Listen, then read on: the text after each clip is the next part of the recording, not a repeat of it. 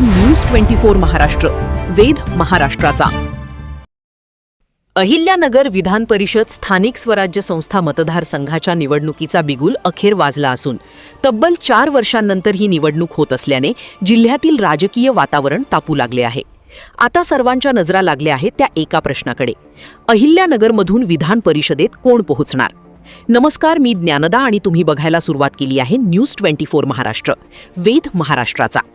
स्थानिक स्वराज्य संस्था मतदारसंघाच्या 16 जागांसाठी राज्य निवडणूक आयोगाने कार्यक्रम जाहीर केला आहे।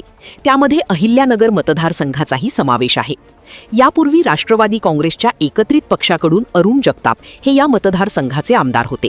त्यांचा कार्यकाळ 2022 मध्ये संपल्यानंतर ही निवडणूक रखडली होती। दरम्यान जिल्हा परिषद आणि पंचायत समितीच्या निवडणुका अद्याप झालेल्या नसल्याने यावेळी मतदारसंख्या मोठ्या प्रमाणात घटली आहे।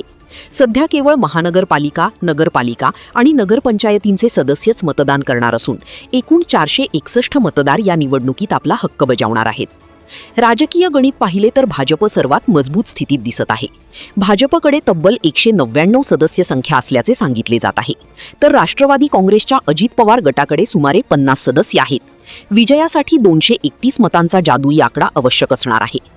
गेल्या निवडणुकीत ही जागा राष्ट्रवादी काँग्रेसकडे होती, मात्र यावेळी भाजपकडूनही या जागेवर जोरदार दावा केला जाण्याची शक्यता आहे।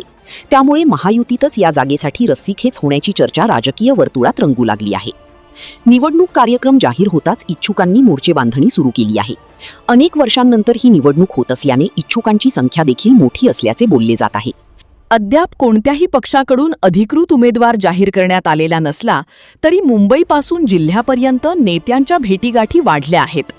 स्थानिक स्वराज्य संस्था मतदारसंघाच्या निवडणुकीत पक्षश्रेष्ठींकडून अनेकांना आश्वासने दिली जातात। त्यामुळे अखेर उमेदवारीची माळ कोणाच्या गळ्यात पडते आणि विधान परिषदेत जाण्याची संधी कोणाला मिळते याकडे आता संपूर्ण जिल्ह्याचे लक्ष लागले आहे।